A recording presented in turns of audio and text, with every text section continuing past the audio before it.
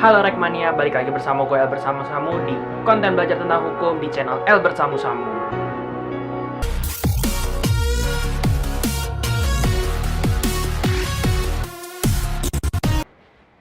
Halo Rekmania, balik lagi di channel gue Albert Samu Samu di konten belajar tentang hukum. Thank you banget buat teman-teman yang udah nonton video ini. Jangan lupa klik like, jangan lupa juga klik subscribe dan nyalain loncengnya, karena dengan kalian memencet tombol-tombol itu, kalian udah mendukung gue untuk membangun channel ini biar terus bisa menyajikan konten-konten yang kreatif, informatif, dan edukatif seputar dunia hukum. Nah, di sharing kali ini gue itu mau sharing tentang hukum perdata. Kalau pada sharing sebelumnya gue sharing tentang hukum pidana, sekarang gue mau sharing tentang hukum perdata. Buat teman-teman yang belum nonton video sebelumnya, baik itu tentang definisi hukum atau hukum pidana atau video-video lainnya, teman-teman bisa langsung pencet aja playlist yang udah gue siapin. Playlistnya namanya Belajar Tentang Hukum. Di situ udah ada video-video yang membahas tentang hukum, belajar tentang hukum. Nah, sekarang kan gue mau sharing tentang hukum perdata nih. Mungkin emang istilah perdata jarang didengar di masyarakat umum. Apa sih hukum perdata itu? Apa sih perkara perdata itu? Sebenarnya banyak hal-hal yang kayak gitu, cuman memang nggak ditulis kayak hukum pidana. Melakukan tindak pidana ini, melakukan tindak pidana itu. Kalau hukum perdata enggak. Hukum perdata itu biasanya sengketa kepegawaian, kasus perceraian, lalu sengketa tanah. Itu adalah contoh-contoh kasus-kasus perdata. Jadi kasus-kasus perorangan, kasus-kasus individual. Sebelum membahas dan untuk membuka sharing kali ini, gue mau memulai dengan pendapat dua orang ahli. Yang pertama adalah pendapat ahli dari Prof. Subekti. Beliau mengatakan bahwa hukum perdata adalah hukum privat material yang berupa segala hukum pokok yang mengatur kepentingan perseorangan. Berarti di sini kita garis bawahi kata-kata hukum pokok yang mengatur kepentingan perseorangan. Lalu yang kedua adalah pandangan dari Sri Sudewi. Beliau mengatakan bahwa hukum perdata adalah hukum yang mengatur kepentingan warga negara perseorangan dengan warga negara perseorangan yang lain. Jadi di sini bisa kita perhatikan bahwa persamaan dari pendapat dua orang ahli ini adalah bahwa hukum perdata adalah hukum yang mengatur tentang hubungan perseorangan. Jadi dapat dikatakan bahwa hukum perdata adalah hukum yang bersifat privat, hukum privat. Disebut sebagai hukum privat. Kalau kalian ingat pada video gue yang tentang definisi hukum, di situ gue sempat ngejelasin secara singkat tentang hukum perdata. Gue mengatakan bahwa hukum perdata adalah hukum yang mengatur hubungan antara orang dengan orang dengan badan hukum, atau badan hukum dengan badan hukum. Jadi di sini bisa kita lihat bahwa hukum perdata adalah hukum yang tidak menyangkut banyak orang, hanya orang-orang yang terkait saja, orang-orang yang saling berkaitan saja. Nah, di sini untuk memahami, gue bakal sharing juga ntar tentang KUHP, tentang perjanjian, tentang perikatan, secara singkat aja, tapi karena secara detail untuk sedikit banyaknya di video ini gue mau ngejelasin tentang hukum perdata. Hukum perdata atau BW, biasanya BW sebenarnya kitabnya. Hukum perdata itu berarti hukum yang mengatur hubungan antara orang dengan orang, kayak tadi gue bilang, orang dengan badan hukum dengan badan hukum. Berarti di sini adalah hukum yang memang hanya berkaitan dengan orang yang bersangkutan. Apa yang dimaksud bersangkutan ini? Hal yang bersangkutan, berkaitan ini berarti kan berkaitan dengan perjanjian atau perikatan, seperti itu. Jadi memang hukum perdata ini mengatur hal-hal yang demikian. Hukum perdata yang pasti adalah hukum yang memiliki sumber. Nah, di Indonesia sendiri tuh hukum perdata itu bersumber dari mana sih? Yang pertama, ada BW Burgerlijk Wetboek atau Kitab Undang-Undang Hukum Perdata KUHP. Lalu ada Undang-Undang Nomor 1 Tahun 1974 tentang perkawinan.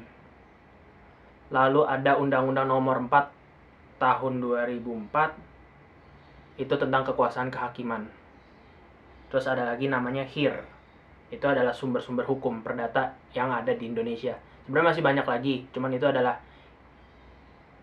aturan-aturan atau sumber-sumber hukum perdata yang sering dijadikan acuan yang menjadi sumber dari hukum perdata di Indonesia.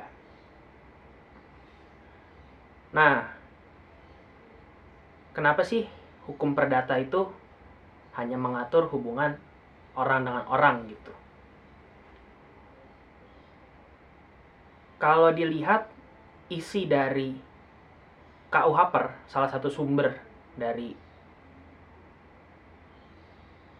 hukum perdata itu sendiri atau BW yang biasa disebut dengan BW atau KUHP itu, isinya dari 4 buku itu menjelaskan tentang orang, menjelaskan hubungan antar orang atau antar badan hukum gitu.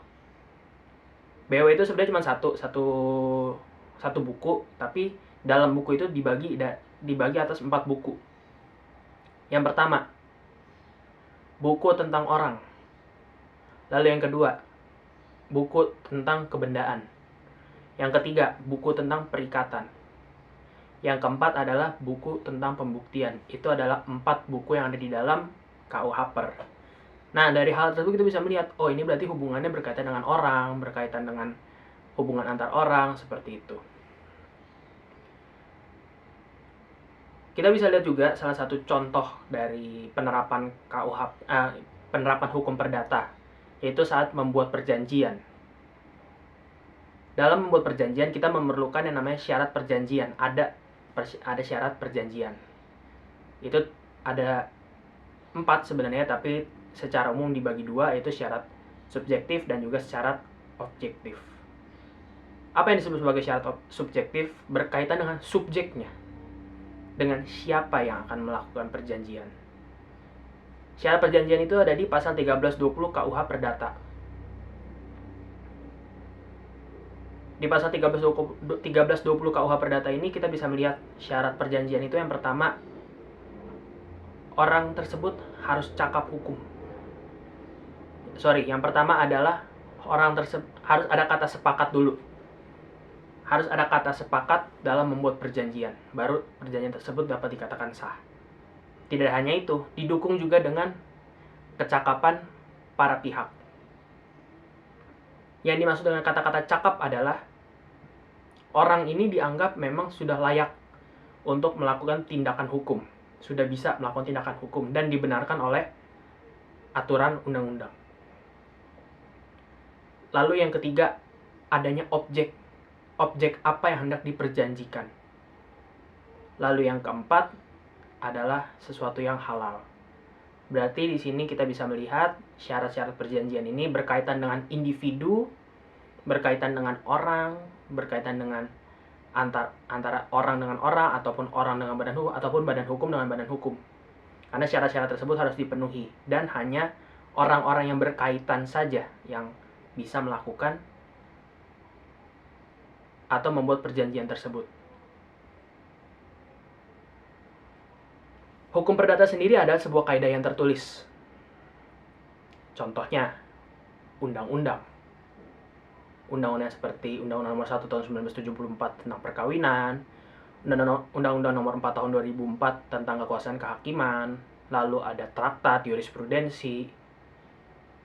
Itu kaidah yang tertulis. Tapi ada juga hukum perdata yang menggunakan kaidah berasal dari kaidah tertulis atau sebagai kaidah tidak tertulis. Contohnya adalah kebiasaan. Kebiasaan tersebutlah yang nanti akan menjadi suatu undang-undang, suatu aturan yang memang hidup dalam masyarakat. Dalam hukum perdata sendiri, kita mengenal adanya asas-asas hukum perdata. Yang pertama, asas-asas dalam hukum perdata itu ada namanya asas kebebasan berkontrak. Siapapun boleh siapapun boleh untuk berkontrak, melakukan kontrak. Itu adalah asas hukum perdata yang pertama. Itu sesuai dengan pasal 1338 KUH Perdata. Lalu yang kedua, adanya asas kepastian hukum. Hukum perdata sendiri, seperti yang tadi gue jelasin secara singkat, itu tentang perjanjian. Dengan adanya perjanjian tersebut, maka adanya kepastian hukum yang dapat diberikan kepada pihak-pihak terkait yang ada di dalam perjanjian tersebut. Contohnya, dalam perjanjian kerja. Di dalam perjanjian kerja, pihak dari perusahaan yang memberikan pekerjaan dan pihak pekerja yang ingin mendapatkan pekerjaan ini menandatangani, mensepakati suatu surat perjanjian kerja yang sudah mereka bahas isinya bersama-sama. Dalam surat perjanjian sudah ada kepastian bahwa gaji pokok sekian, sanksinya apa, lalu kerja berapa lama, dan sebagainya. Itu sudah diatur di dalam surat perjanjian. Itulah makanya disebut bahwa hukum perdata memiliki asas kepastian hukum, memberikan kepastian tentang suatu hal. Lalu yang berikutnya ada yang namanya asas itikat baik. Suatu hukum perdata itu berasaskan itikat baik. Seperti tadi, perjanjian dibuat atas dasar itikat baik seseorang yang ingin saling bekerja sama, saling membantu, atau dan sebagainya. Itu yang dinamakan asas itikat baik. Lalu ada namanya asas kepribadian.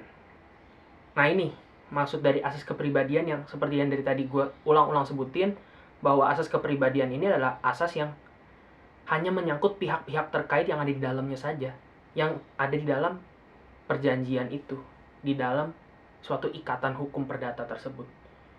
Jadi misalkan pihak A dan pihak B terikat dalam suatu kontrak, suatu perjanjian. Pihak C tidak dapat dilibatkan karena pihak C tidak ada di dalam surat perjanjian. Maka itu disebut sebagai asas kepribadian. Nah, untuk sharing kali ini, gue udahin dulu. Cukup sampai sini dulu. Gue mohon maaf sebelumnya kalau ada kurang-kurang atau salah-salah kata atau salah-salah informasi, atau ada informasi yang kurang. Kalau ada informasi-informasi yang belum lengkap, bisa tolong ditambahin aja di kolom komentar. Jangan lupa sekali lagi gue ingetin, tolong pencet like dan juga subscribe biar gue bisa semakin semangat buat ngembangin channel ini biar bisa terus nyediain konten-konten edukatif dan informatif buat teman-teman semua, khususnya di dunia hukum. Disclaimer buat kalian yang mungkin baru nonton video ini, gue adalah seorang mahasiswa Fakultas Hukum. Gue belum lulus S1, tapi gue ingin mencoba untuk sharing apa yang udah gue tahu, apa yang gue punya, ilmu apa yang udah gue dapet. Karena gue mempunyai satu misi, yaitu untuk #menuju masyarakat melek hukum. Gue bersama-sama pamit undur diri. Thank you.